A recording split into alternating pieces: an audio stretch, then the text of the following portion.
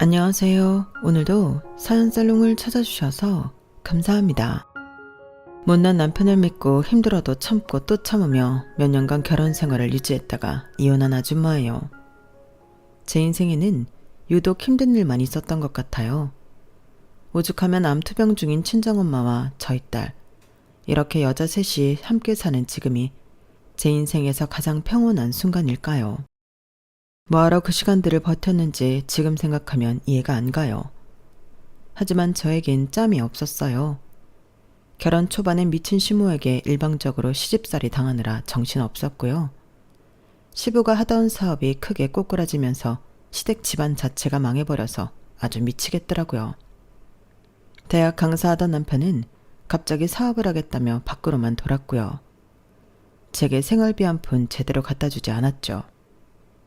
이래저래 우리 딸 키우며 생활비 빵꾸난 거 막으러 다니다 보니 저에게 이혼을 생각할 틈이 없었어요.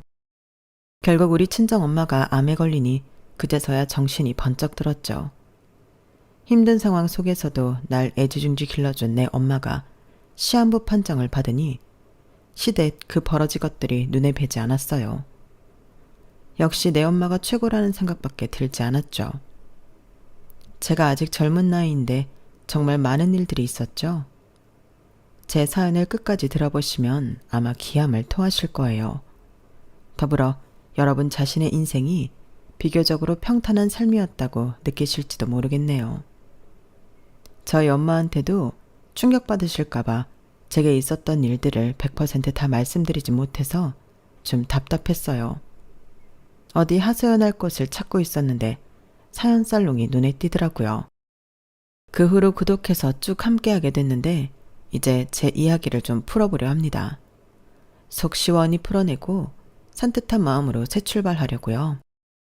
제가 돈을 벌고 제가 부지런히 움직여야 우리 딸과 친정엄마를 먹여 살릴 수 있으니까요.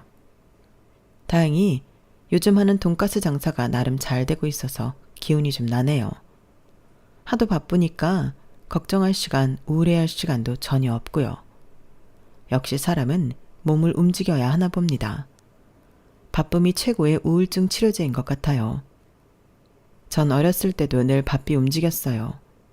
심지어 아빠가 군인이셨기 때문에 이사도 많이 다녔죠.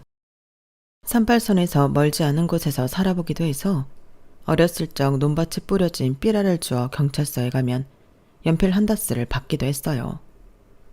저희 부모님 사이는 그냥 평범했어요. 많이 싸우시는 편도 아니었고 서로 맞벌이 하느라 바빠서 애정 표현도 크게 못하고 살았던 것 같아요. 엄마가 건강하셨던 그때 당시 우리 부모님 두 분이 서로를 사랑하셨는지도 잘 모르겠어요. 그런데 이거 하나는 확실해요. 우리 집은 진짜 삶의 질을 바닥일 정도로 정말 아끼면서 살았어요. 가족 4명이 똘똘 뭉쳐 허리띠 졸라매고 살았죠. 지방이라 그때 당시 집값이 엄청 쌌고 집에 돈이 있음에도 불구하고 허름한 주택 전세살이를 했어요. 화장실은 야외로 나가면 공동 화장실 1개가 있었고요. 오죽하면 제가 뭐 먹고 싶다고 하면 사지 않고 산이나 바다로 가서 캐오고 잡아오고 했을까요? 다 돈 아끼기 위해서였죠. 그런데 제 입이 방정이지 그즘 굴전이 너무 먹고 싶더라고요.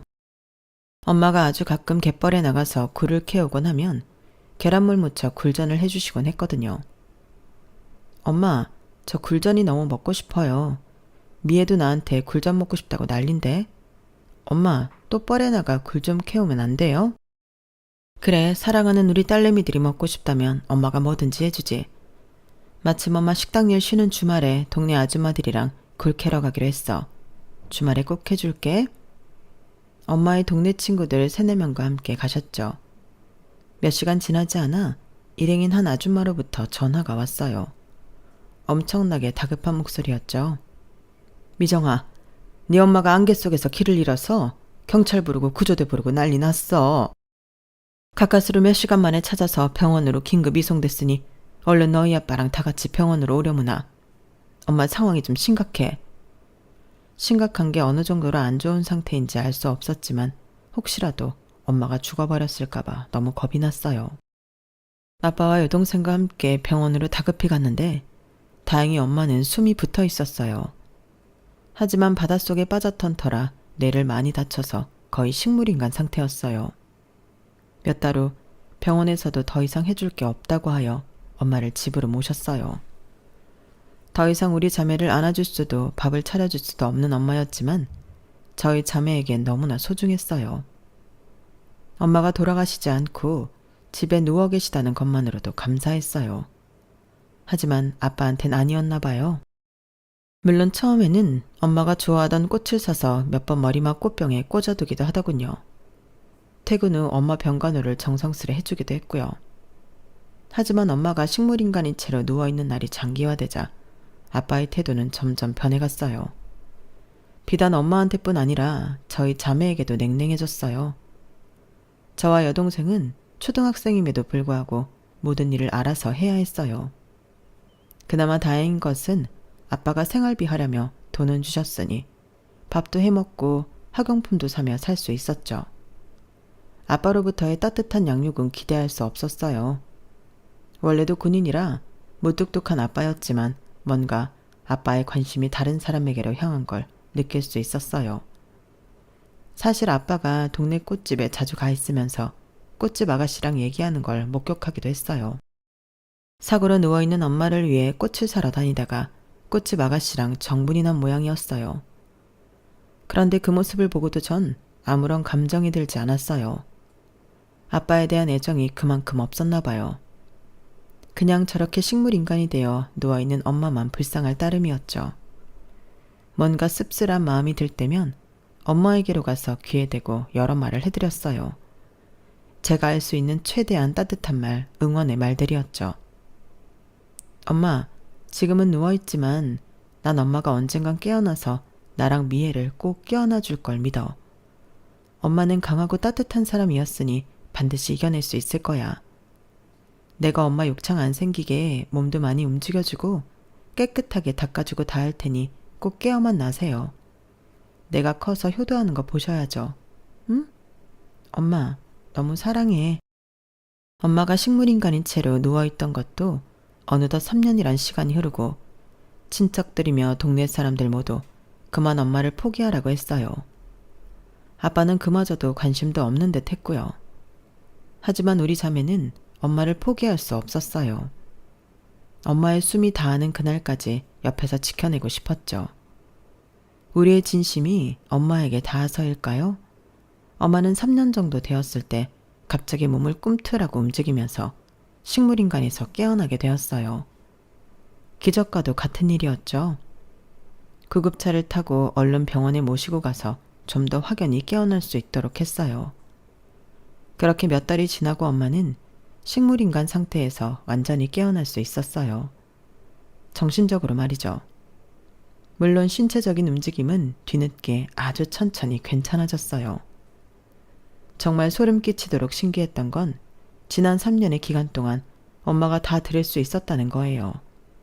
심지어 제가 엄마에게 해준 이야기들을 많이 기억하고 있더라고요. 미정아, 미애야. 우리 딸들이 엄마에게 사랑의 말들을 많이 해줘서 엄마가 생명의 끈을 놓지 않고 깨어날 수 있었던 거야. 다 우리 딸들 덕분이다. 정말 고마워.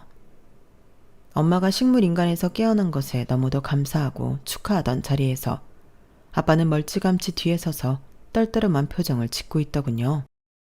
그 이유는 엄마의 입을 통해 다 알 수 있었어요. 미정아빠, 당신이 내 옆에서 짓거렸던 말들도 난 다 기억하고 있어. 내가 못 들을 줄 알고 아주 저주의 말들을 퍼붓더구만. 뭐? 꽃집 여자랑 새로운 가정을 꾸리고 싶다고? 나더러 빨리 떠나달라고? 어디로 떠나다는 거야? 나더러 얼른 죽어달라는 거야 뭐야? 당신이 사람이야?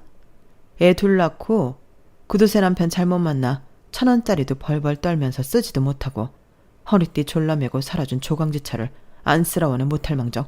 뭐? 그렇게 우리 가정이 싫으면 당신이 떠나. 난 사랑하는 우리 딸내미들이랑 살 테니까. 당신 꼴도 보기 싫다고. 아빠는 최소한 사죄의 말은 하고 떠났어요. 미안해 여보. 당신이 내 말을 다 듣고 있는 줄은 꿈에도 몰랐어. 하지만 지난 3년간 내 인생은 당신 때문에 엉망이었고 나도 살아갈 원동력이 필요했어. 이제 당신이 깨어났으니 난 내 행복을 찾아 떠날게. 당신이랑 아이들이랑 최소한의 생활비는 챙겨줄 테니 살아갈 순 있을 거야. 미정아 미애야, 정말 미안하다. 몸 성취하는 네 엄마 잘 부탁한다. 정말 미안해. 이 아빠를 평생 원망하면서 살아도 좋아. 아빠에 대한 정이 그렇게 많지도 않았는데 막상 떠난다고 하니 눈물이 주르륵 흘렀어요. 갑자기 아빠를 붙잡고 싶은 마음이 커졌어요. 아빠, 우리 새 모녀를 버리고 이렇게 가버리는 게 어딨어요. 가지 마세요. 네? 이제 아빠 말 잘 듣고 아빠를 많이 좋아하도록 노력할게요. 제발요. 아빠도 눈물을 흘렸지만 단호하게 말했어요. 미안하다. 아빠에게 말 못할 사정이 있어. 그래도 생활비는 섭섭찮게 줄 테니 너무 걱정 마렴. 이게 아빠의 마지막 멘트였어요. 초등학교 고학년이었던 제게 생활비 섭섭치 않게 준다는 게 아빠로서 할 말인가요? 지금 생각해도 참으로 어이없는 말이네요. 어쨌든 엄마는 그 길로 아빠와 순순히 이혼을 해줬어요. 마음이며 몸이며 다 떠난 사람이니까요. 아빠는 우리 새 모녀에게 양육비조로 일정 금액을 매달 주긴 했지만 아빠 군인 월급이 뻔하니 큰 금액은 아니었어요. 저와 제 여동생은 중학교, 고등학교를 다니며 학업과 알바를 병행해야 했어요. 몸이 성취하는 엄마까지 돈 벌겠다며 백반집에서 알바를 하는 형편이었으니 우리 두 딸내미들이 가만히 있을 수만은 없었죠. 저는 갈비집에서, 여동생은 떡볶이집에서 학교 후 알바를 했어요. 그날도 갈비집에서 허리를 구부려가며 반찬을 나르고 있는데 익숙한 목소리와 웃음소리가 요란하게 들리더군요. 워낙 크고 고급스러운 갈비집이어서 저 멀리 크게 웃고 있는 한 가족을 봤어요. 바로 우리 아빠와 그 꽃집 여자, 그리고 3-4살 박이 아들이더군요. 뭐가 그리 행복한지 한바구음을 지으며 까르르 웃고 있었죠. 아빠임을 알아챈 순간 그 상을 다 뒤집어 엎고 싶었어요. 뜨거운 숯불이 있는 갈비든 뭐든 아빠와 그 꽃집 여자 면상에 다 뒤집어 엎어버리고 싶은 마음이 굴뚝 같았어요. 하지만 4살 박의 아이들이 있는데 그럴 순 없었죠. 그래도 알바자리에서 잘리는 걸 각오하고 냅다 달려가서 있는 힘껏 고함을 질렀어요. 이 나쁜 인간들아, 우리 새 모녀 눈에 피눈물 흘리게 하고 당신 가족들이 잘 먹고 잘 살 것 같아? 내가 평생 저주할 거야. 이 세상에 온갖 불행이 그 집 식구들한테 깃들기를 바랄 거라고. 그 사람들은 불안한 눈빛으로 절 봤고 전 앞치마를 벗어 던지고는 가게를 뛰쳐나왔어요. 알바 자리에서 당연히 잘릴 줄 알았는데 그렇게 그 손님들한테 막대하게 된 연유를 사장한테 말하니 다 이해해 주더군요. 어쨌든 그날 이후로 제 삶에서 아빠란 존재는 아주 깔끔하게 지워버렸어요. 한 줄기 썩은 동아줄 같던 아빠에 대한 그리움을 지워버리니 살 것 같았어요. 전 가까스로 고등학교를 졸업하고 20대가 되어 본격적으로 돈을 벌기 시작했어요. 학교를 다니던 시간에 알바를 뛰지 못하는 게 불만이었는데 이젠 잠자는 시간 빼놓고 하루 종일 알바를 할 수 있다는 사실이 너무 좋았어요. 얼른 돈을 많이 벌어서 몸 성취하는 우리 엄마 호강시켜드리고 싶었거든요. 오전 오후 타임 알바까진 그냥저냥 할만했는데 밤시간 대학가 호프집 알바는 좀 힘들었어요. 술 마시고 개가 돼버리는 진상 손님들이 워낙 많았거든요. 가끔 제 전화번호를 묻는 남자 대학생들이나 직장인들이 있었는데 그냥 호기심에 묻는 것 같았어요. 다들 아님 말고 이런 식이었죠. 저도 웃으며 그들의 부탁을 거절하는 기술이 늘어갔고요. 그러다 하루는 거의 추행하듯이 치근덕대는 남자가 있었어요. 역시나 술에 잔뜩 취해 바닥을 기다시피 하는 멍멍이 같은 남자였죠. 이런 데서 알바나 하는 기집년 주제에 감히 번호를 안 주고 거절을 해? 너 내가 어느 집 자식인 줄이나 알기나 해? 너 우리 아빠가 누군지 알면 무서워서 벌벌 길 거야. 너 반반한 쌍반떼기 안에 믿고 지랄하는 거야? 너 대학생도 아니라며. 깜도 한다는 게 어디서? 저도 화가 머리 끝까지 나서 멱살이라도 잡고 싶었어요. 그런데 그놈 말이 채 끝나기도 않았는데 누가 그놈의 싸대기를 퍽 하고 때리더군요. 야, 이 새끼야. 술 취했으면 잠자코 집에나 기어가. 너 이 대학 학부생이지? 내가 여기 대학 강사야. 너 무슨 과야? 얼른 말해. 학과 사무실에 꼬질러 버릴 테니깐. 그랬더니 제게 모욕을 줬던 그놈은 슬금슬금 꽁무니를 내뺐어요. 얼른 자기가 먹은 술값을 계산을 하고는 쥐새끼 마냥 도망치더군요. 고맙습니다. 대학 강사님이시라고요? 아, 강사님. 저 진산 손님 처리해 주셔서 정말 감사드려요. 90도로 허리를 숙이며 감사 인사를 하는 체게 그 사람은 정말 젠틀하게 말했어요. 당연히 해야 할 일을 했을 뿐인걸요. 여기 영업시간 마칠 시간 같은데 저도 이만 가봐야겠네요. 더 있다간 저까지 진상 손님 될 것 같아서요.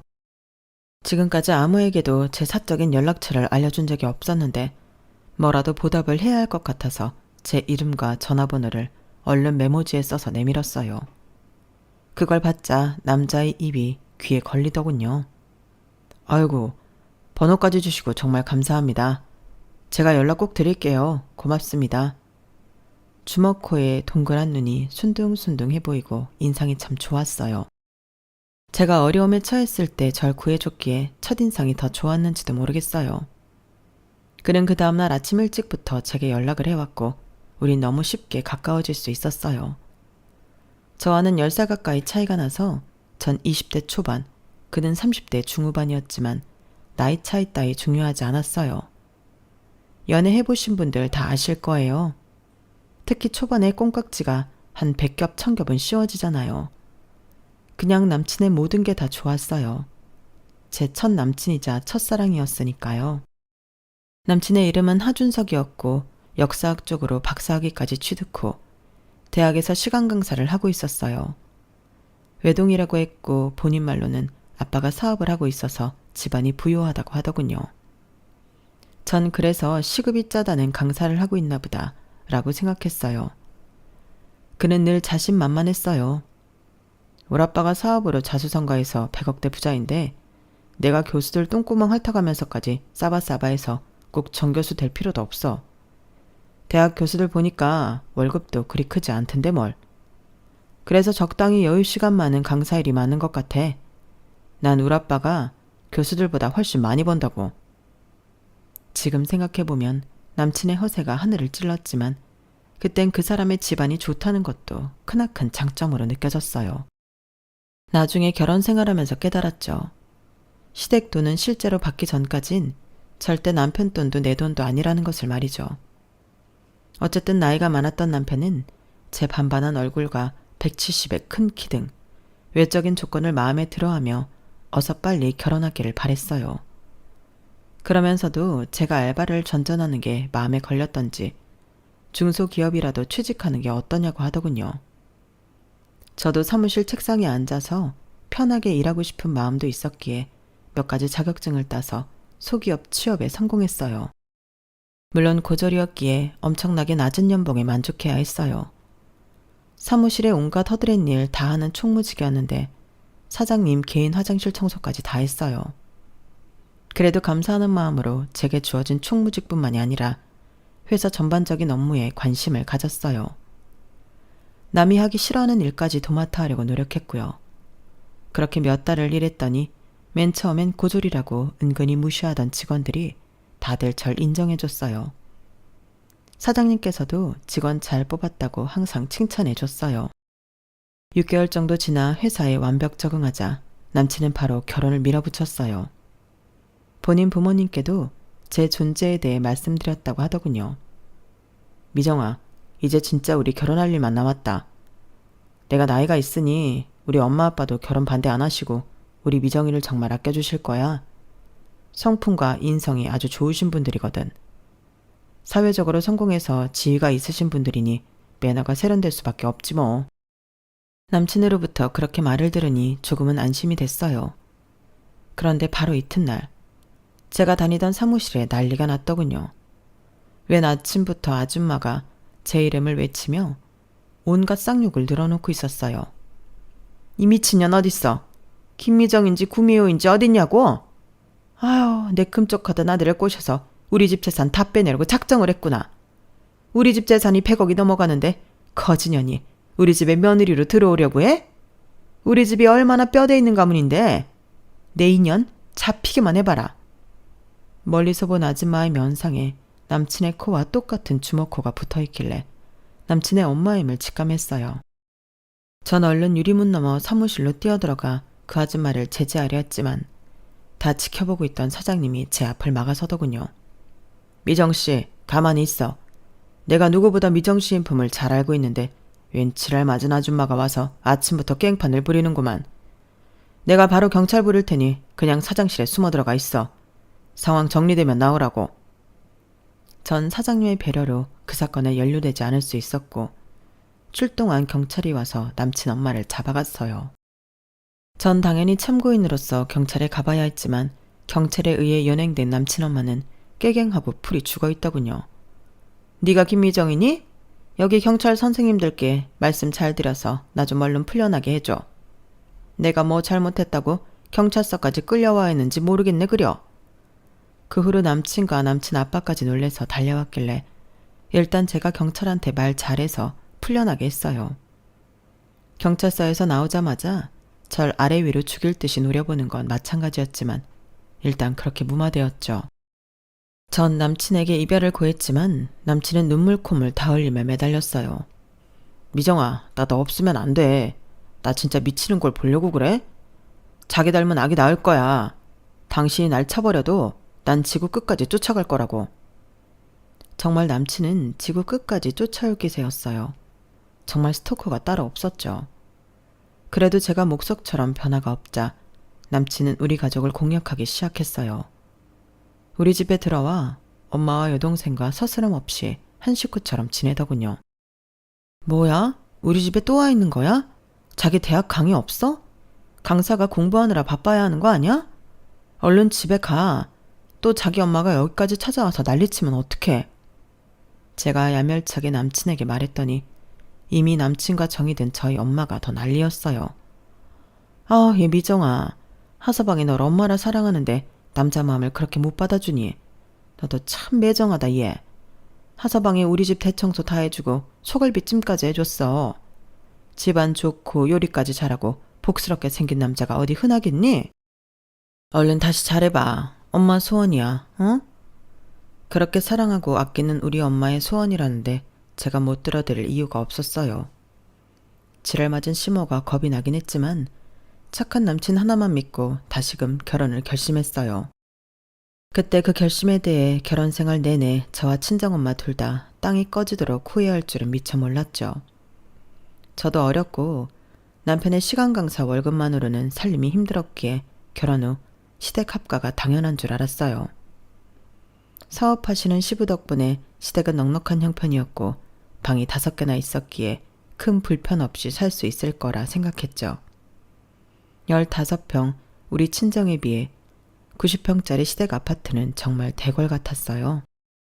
처음 한 일주일은 정말 황홀한 기분까지 느낄 정도로 좋았지만 시간이 흐를수록 시댁이 마치 창살 없는 감옥처럼 느껴졌죠. 특히 초반엔 시모의 구박이 도가 지나칠 때가 많았어요. 심지어 제가 임신을 빨리 해서 배가 남산만 할 때도 제게 모든 일을 다 시키고 모욕적인 언사도 다반사였어요. 야, 이 집에서 일하는 아줌마들 다 잘랐다. 아, 왜 회사가 어려우면 구조조정 하잖냐? 우리 집도 너 시아버지 사업이 요즘 불경기라 인원 감축을 좀 했다. 네가 어려서부터 허드렛 일 다 하고 살았는데 아줌마를 따로 들일 필요가 뭐가 있겠니? 앞으로 이 집 구석구석을 쓸고 닦고 화장실 색이 매일 청소하도록 해라. 나 참, 너 이제 아기 낳으면 육아휴직 들어간다고 했지? 잘 됐네. 이제 집에서 편하게 쉴 테니 집안일 할 시간이 더 늘어나겠네? 어머님, 제가 마냥 쉬려고 육아휴직 하는 건가요? 어머님께서도 아기 키워봐서 잘 아실 거 아니에요. 일하는 아줌마들 한 명이라도 남겨두셔야지 다 잘라버리시면 어떡해요. 그럼 어머님께서도 집안일 함께 해주세요.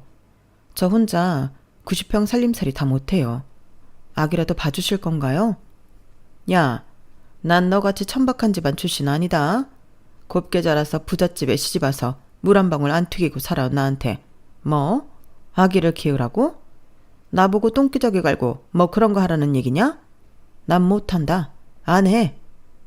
시부는 웬일인지 저를 비롯한 가족들한테 별로 관심이 없었고 늘 사업에만 열중했어요.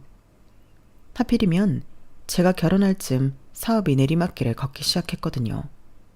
그렇다고 남편이 잘 도와주느냐 하면 그것도 아니었어요. 저희 딸 소리가 태어나면서부터 왠지 매일 바쁘다며 바깥으로만 돌았고 집에도 잘 들어오지 않았죠. 저 혼자 애 키우며 시댁 살림살이까지 해야 했어요. 잠도 하루에 1~2시간씩 자가면서 모든 일을 홀로 도맡아야 했어요. 아주 미치고 환장하겠더라고요. 속으로 이놈의 집구석 평수나 좁으면 좋겠구만 이렇게 생각했었죠. 그런데 진짜로 시부 사업이 폭삭 망해버려 90평 집은 온데간데 없어지고 우리 5 식구는 투룸짜리 집으로 옮겨가야 했어요. 그 와중에 시부가 스트레스를 많이 받았는지 쓰러져서 돌아가시고 말았죠. 평소에 그리 정도 없는 시부였기에 엄청나게 슬프진 않았지만 이사하는 도중에 장례식까지 치러야 하는 정신없는 상황이 펼쳐졌어요. 그때가 한창 장례식장이 붐빌 때였는지 정말 어렵게 장례식장을 잡아 한창 손님을 받고 있는데 갑자기 누군가가 깽판을 부리더군요. 야, 이 구미호 같은 여편네야. 다방 레지 주제에 우리 아버지 꼬셔서 애까지 덥석 가지고 기어코 우리 가정 박살내더니 아버지까지 기빨려 죽게 만드냐? 니년 때문에 우리 엄마는 시름시름 앓다가 돌아가셨어. 심지어 우리 아버지 사업까지 다 망하게 만들어? 남의 눈에 피눈물 나게 해놓고 그동안 우리 아버지 돈으로 잘 먹고 잘 살았지? 아버지가 사업 망해도 꼬불 쳐놓은 현금 좀 있다고 했어. 니냐는 그 돈이 어디 있는지 다 알고 있지. 얼른 내놔. 우리한테 다 내놓으란 말이다. 손가락질하면서 그 사람들이 고래고래 고함을 치고 있었어요. 그 손가락이 향하는 곳은 바로 우리 시모였죠. 전 시모가 당연히 정실 부인인 줄 알았는데 나중에 알고 보니 다방 여자 출신의 첩이었는데 남편을 낳고 어떻게든 정실 부인의 자리를 뺏었더군요. 참네. 그 사실을 알고 나선 우습지도 않았어요. 그리고는 예전 저희 친정아빠가 떠올랐어요. 우리 새 모녀를 버리고 꽃집 여자에게로 떠난 비정한 아빠 말이에요. 시모는 그동안 내게 뼈대 있는 가문이 어쩌고 자기는 고귀한 집안 여식이라느니 하며 절 깎아내리기 바빴는데 그게 다 뻥이었던 거죠. 안 그래도 미운 시모였는데 과거를 알게 되니 시모가 극도로 혐오스러웠어요. 부자는 망해도 3대는 먹고 산다는데 우리 시부는 찐부자는 아니었나 봐요. 시부가 꼬불쳐 놓았다던 현금은 시부 전부인의 자식들이 다 가져가 버렸고 우리에게 떨어진 건 단돈 500만 원이었어요. 그마저도 장례 치르는데 다 썼고 오히려 우리 돈이 더 들어갔어요. 순식간에 나락으로 떨어진 상황에서 남편이 월급이라도 따박따박 벌어오면 숨통이 트였겠죠. 그런데 설상가상으로 남편이 대학 강사직을 때려치고 사업을 벌이겠다는 거 아니겠어요? 그 문제 때문에 대판 싸우기도 여러 날이었죠. 그때마다 옆에서 괜히 사업바람 넘는 시모가 더 얄미웠어요. 야, 우리 아들이 월 200도 안 되는 대학 강사 일을 계속 해야겠니? 돌아가신 아버지 마냥 사장 소리 들으면서 떵떵거리고 살고 싶다잖니? 너 같은 촌년은 100번 말해도 몰라. 상류층의 세계를 말이야. 어머님, 우리가 지금 하층민 중에 하층민인데 무슨 상류층 얘기를 하세요? 이제 남은 건 이 투룸 보증금 뿐이라고요. 사장 소리는 개뿔. 사업 자금이 어딨다고 뭔 사업이야. 여보, 좀 현실을 직시해요. 남편은 아기 낳고 나서부터 늘 집안 돌아가는 꼴이 어쩌고 하면서 짜증만 내면서 집을 나가버리기 일쑤였어요. 에이, 이놈의 집구석은 남자 피 말리는 집구석이지 아주. 하나밖에 없는 남편 기 좀 살려주라. 어? 남편은 그냥 휙 바람처럼 사라지면 끝이었고 생활비를 안 갖다 주는 달이 더 많았어요. 전 당연히 복직을 해야만 했어요. 우리 딸 소리를 미덥지 못한 시모에게 맡기고 말이죠. 그런데 시모가 우리 딸을 봐준 뒤로 소리가 급격히 살이 찌고 잠이 늘었어요. 건강하게 살찌는 게 아니라 아기가 매가리가 없었죠. 그런데 부엌에서 좀 이상한 점을 발견했어요. 세일에서 엄청 큰 자루에 백설탕을 샀는데 그게 벌써 반토막이 나버린 거 아니겠어요? 어쩐지 아기 젖병이 찐득찐득할 때가 많았는데 화가 나서 시모한테 따져 물었어요. 어머님, 우리 소리한테 백설탕 가루를 먹이신 거예요? 저 백설탕 큰 자루가 며칠 안 돼서 반토막이 났잖아요. 아주 우유에 들이부어서 먹였나 봐요. 사실대로 말씀해 주세요. 맞죠? 야, 소리 살도 포동포동하게 찌고 얼마나 보기 좋으냐? 설탕이 당뇨병 걸린 노인들한테는 안 좋지 아이한테 안 좋다는 증거 있어? 설탕 타주니까 아주 잠도 계속 자고 내 신간이 편하더라. 전 정말 머리 끝까지 화가 치밀어 올랐어요. 어머님 미치셨어요 정말? 우리 아기 죽일 셈이에요? 앞으로 절대 어머님한테 우리 소리 안 맡겨요. 아기한테 손도 대지 마세요. 그 후로 잘 다니던 회사에 사직서를 냈어요. 우리 소리를 더 이상 악독한 시모 손에 맡길 수는 없었거든요. 회사에서 나름 열심히 일하는 직원이라며 평이 좋았기에 사장님 이하 간부들이 많이 잡더군요. 하지만 상황을 설명을 했더니 그나마 퇴직금을 두둑히 주시며 잘 살으라고 했어요. 사장님 마지막 말씀이 기억나네요.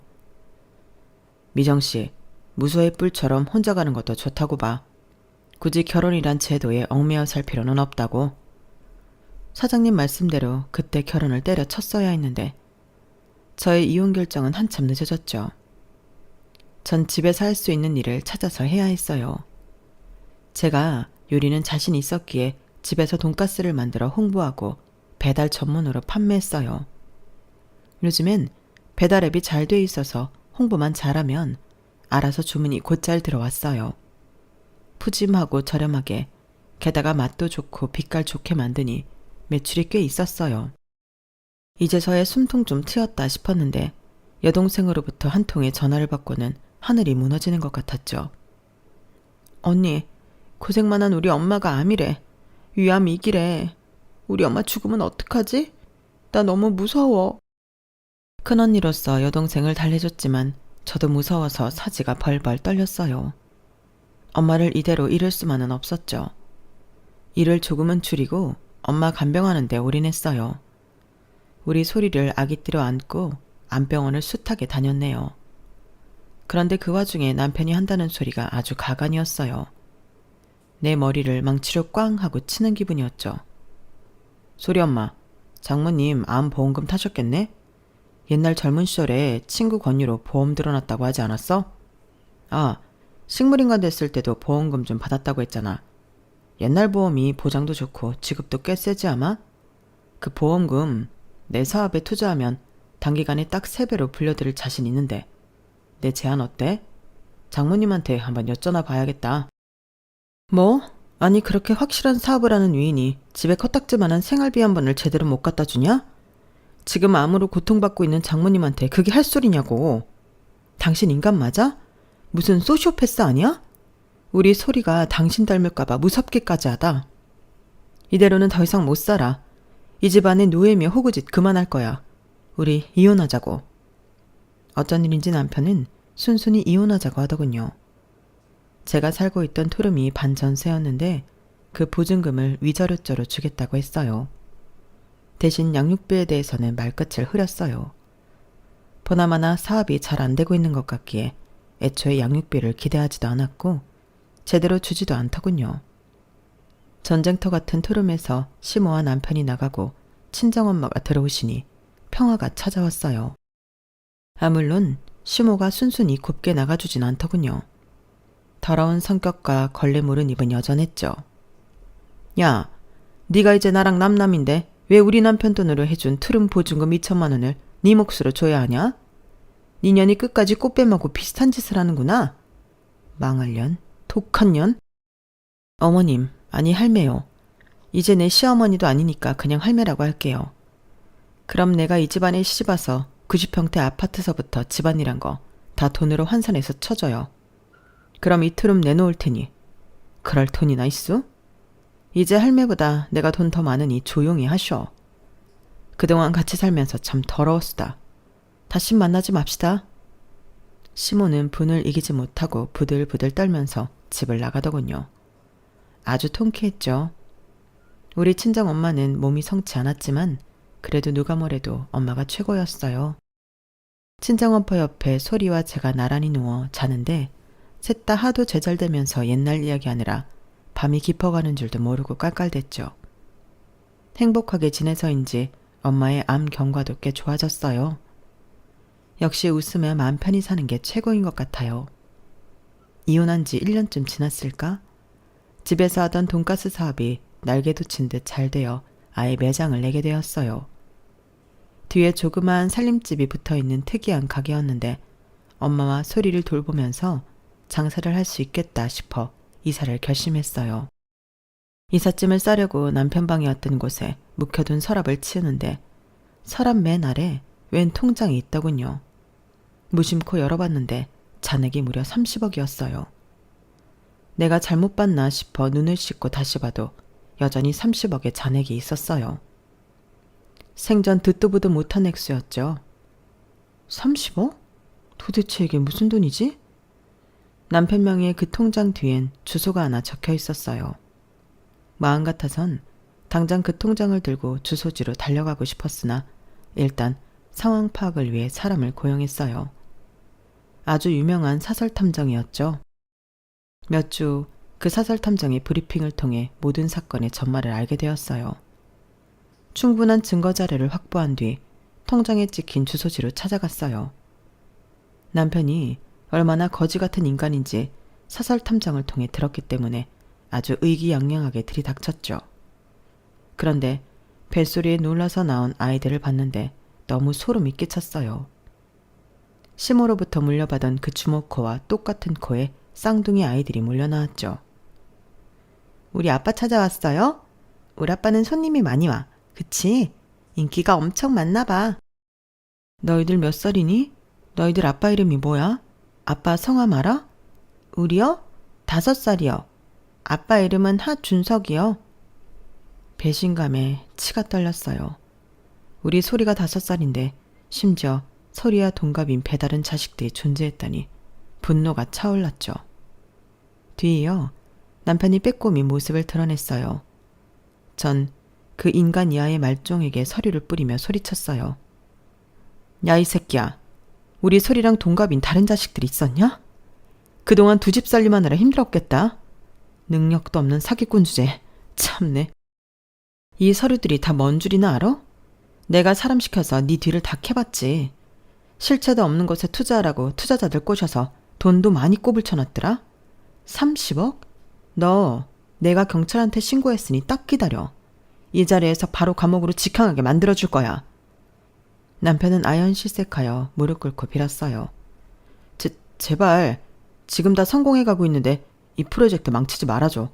이것만 성공하면 난 동남아 가서 떵떵거리며 살 수 있다고. 내가 이 프로젝트만 완료되면 자기랑 수리한테 한몫 단단히 챙겨줄 거야. 그러려고 양육비 미루고 있었던 거야. 내가 우리 가족을 얼마나 사랑했는지 당신 잘 알고 있지. 그리고 우리 쌍둥이들은 정말 미안해. 하룻밤에 실수로 그만. 본의가 아니었어. 그래도 생명은 소중한 거잖아. 소리의 동생들이라 생각하고 우리 쌍둥이는 건들지 말아줘. 뭐? 네가 밖에서 나온 자식들 소중한 건 알고 우리 소리한텐 전화 한 통 없었냐? 이 미친놈아. 난 네가 나락으로 빠지는 것까지 다 보고 죽을란다. 어디 갈 때까지 가보자고. 경찰 조금 있으면 올 테니 딱 기다려. 전 이미 경찰에게도 남편의 불법 사기 행각에 대한 자료를 모두 남겨주었기에 아주 홀가분한 마음으로 집으로 돌아왔어요. 그 다음부터는 우리나라의 사법 시스템을 믿고 맡기는 수밖에 없었죠. 지금도 남편에 대한 재판이 여전히 진행 중인 걸로 알고 있어요. 물론 증거인멸의 우려가 매우 크니 구속 상태에서 말이죠. 시모는 들어 누워있대나 뭐래나 더 이상 가족도 아닌데 제 알 바 없죠 뭐. 몇 년간에 걸친 저의 결혼 대서사시가 이제서야 진짜로 막을 내린 기분입니다. 사건은 모조리 비극으로 끝났지만 이제 저와 우리 소리, 친정엄마만 잘 살면 장땡이죠 뭐. 예전에 다니던 회사 사장님의 말씀이 기억나는 요즘입니다. 무소의 뿔처럼 혼자서 가라는. 저 혼자 씩씩하게 이 세상 잘 헤쳐나가 보렵니다. 이 시간에도 열심히 사시는 분들 모두들 화이팅입니다. 우리 모두 힘내자고요. 여러분, 사연 댓글에 응원과 현명한 조언 부탁드려요. 좋아요와 구독은 저에게 큰 힘이 됩니다. 오늘도 좋은 일 가득하세요.